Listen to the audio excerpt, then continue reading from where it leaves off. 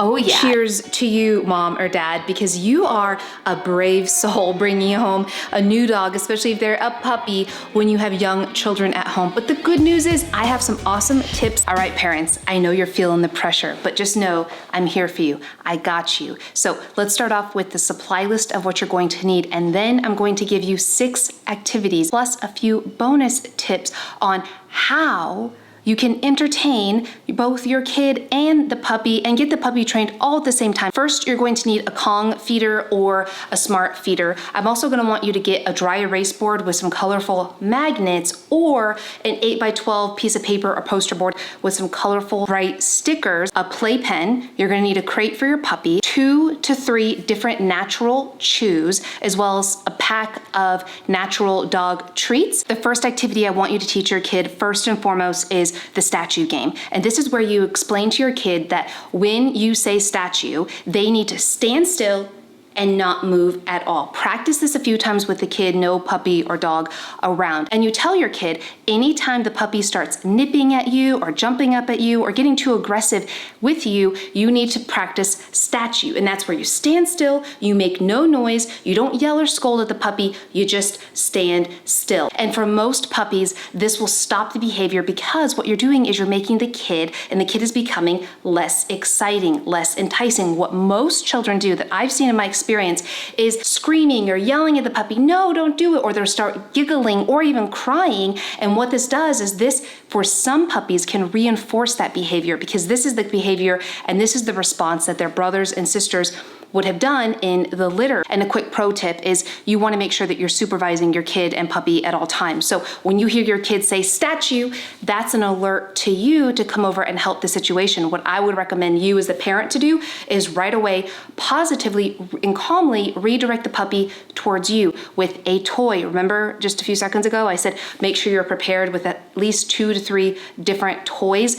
Get the puppy to focus on you by saying, puppy, puppy, puppy, and getting the puppy to focus on you instead of the kid. Give the puppy something that they can chew on instead of chewing on the kid. And what that is going to do is for the puppy, it's going to reinforce to them that, okay, every time I get super excited and rambunctious with this little tiny human, the fun stops. There's no noise, they don't move, they don't play with me, they don't pay attention to me, so let's not do that anymore. Now, this next activity is also almost as important, and it is the Disneyland game. And what I mean by that is if you've seen any of my crate training videos, of which I have dozens of them, they're all linked down below, but I'm a big advocate of starting crate training if you're going to crate train as soon as the puppy comes home right away.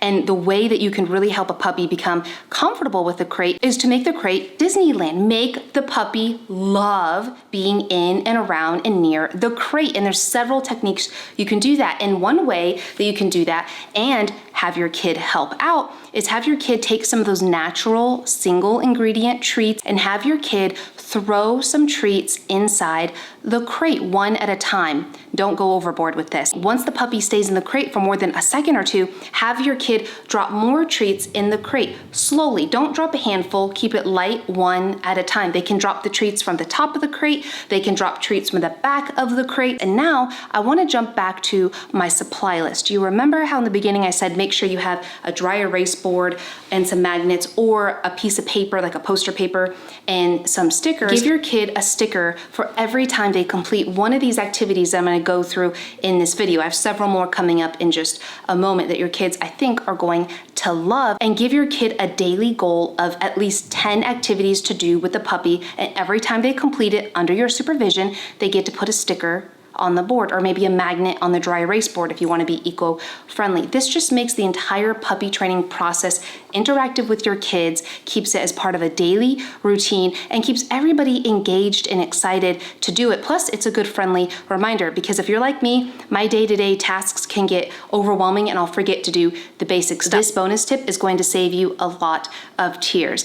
If you have a puppy that likes to jump up a lot or maybe is still teething and using their mouth a lot, I recommend to use a playpen or a baby gate. Just because your puppy likes to be nippy doesn't mean you can't get your kid involved. It just means that you need to protect your kid from accidentally getting hurt because puppies don't necessarily know their own strength. So one thing you can do is if you have a playpen, and obviously you supervise this, you have your puppy in the playpen and your kid outside of the playpen, and you have your kid work with the puppy through the playpen. And with this, you can continue to reward the puppy every time they have all 4 paws on the floor, so that when you do remove the playpen, the puppy is used to keeping all 4 paws on the floor. You can also do this with a baby gate. So let's jump into the next activity that your kid can do with a new puppy, and that is potty parties.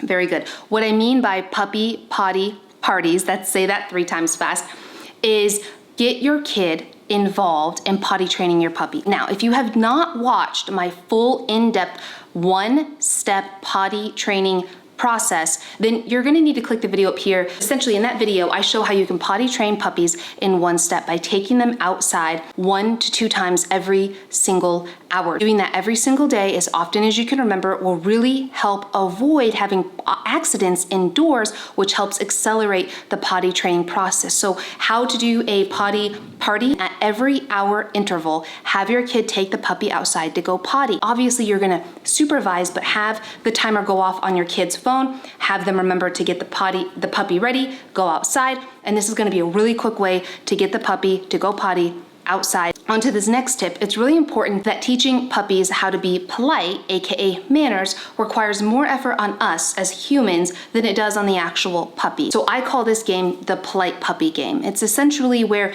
you as the parent frame it to your kid as a game, and you tell your kid, okay, we're gonna teach our puppy how to be polite. Remember how I taught you to say please and thank you? Well, for a puppy, a please and a thank you is the same thing as a sit and a down. So together, we're gonna teach the puppy how to sit. Every time they complete the polite puppy game, have them put a sticker on the board. It's a good way to have your kid train the dog. All right, that was a quick intermission to invite my boys Finn and Ben up, because what is a dog vlog without dogs? But for this next one, you guys are going to thank me in a big way. And one way actually you can show your appreciation is by clicking that subscribe button and notification bell. Really helps our mission to save all the damn dogs. But for this one, we call this Save the Furniture, because undoubtedly, when you bring home a new dog or puppy, you're likely going to have issues with chewing furniture, shoes, or socks. And we all know that the best way to discourage this behavior is positively reinforcement and redirection. So what that means is you see a puppy chewing on something they shouldn't, instead of scolding them and yelling at them,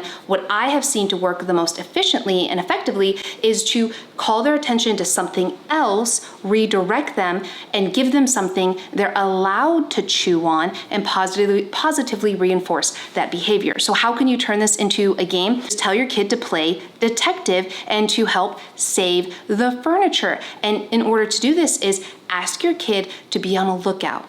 And anytime they see puppy chewing on something that they shouldn't, don't scold or yell, but instead find something that the puppy can chew on, put it behind the puppy away from them by like maybe 2 feet on the ground, and then have the kid call the puppy, not by their name, but just by saying puppy, puppy, puppy in a high-pitched voice. Now, the reason I didn't say for the kid to hold the toy is if the puppy redirects and comes running at the kid excitingly and wanting to play, we don't want the kid to be holding it and then accidentally get scratched by a tooth. So we want the kid to put it on the floor, have the child stand next to the toy, and call the puppy's attention. You do this all day and you're gonna save your damn furniture. This next one is gonna be critical for the puppy's development, because it's going to help socialize the puppy and get your kid involved and help your kid stay safe in the future with your dog. And that is showing them proper ways to handle and touch the dog. So a couple ways that you can do that is when the puppy has been exercised, when the puppy is relatively calm, and of course when you're supervising and making sure everybody is staying safe, you can show the kid that, hey, when you want to pet the puppy, you don't just grab at them. You can present your hand to your puppy and let them come to you while they're laying on the couch with you, maybe watching some TV together. You can gently pet the back of your puppy. You're actually socializing that dog.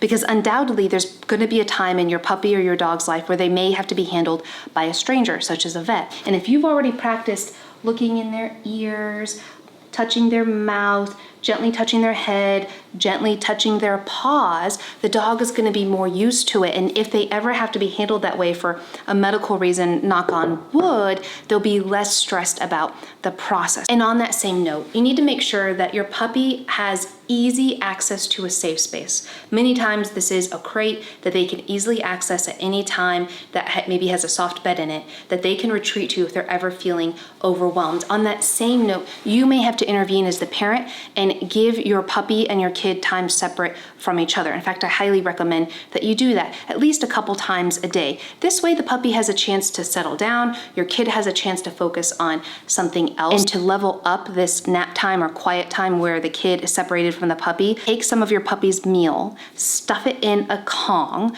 and freeze it. If you're feeding a dry food, add a little bit of raw goat milk in to make it moist, then freeze it overnight. And during the puppy nap time or relaxation time, give the puppy the Kong to work on. What that is going to do is while the kid and the puppy have a little bit of a break, the puppy's going to continue to be mentally and physically tired and entertained, so that when they reconvene and meet back up, the puppy's going to be a couple notches down. Now, what I'd love for you guys to do is take a picture of your scoreboard that you made for your kid to keep track of the activities they do a day, and I would love for you to upload it to Instagram or Facebook and tag me at Rachel Fasaro. I'm the least creative person, but I have a lot of parents asking me for different ways to keep track of the activities that the kid completes with the dog every day, so I'd love your ideas. And if you guys want to see the best kind of food I recommend to feed puppies, click the video right here, and don't forget to click that subscribe button, and I hope you have a beautiful day. Goodbye.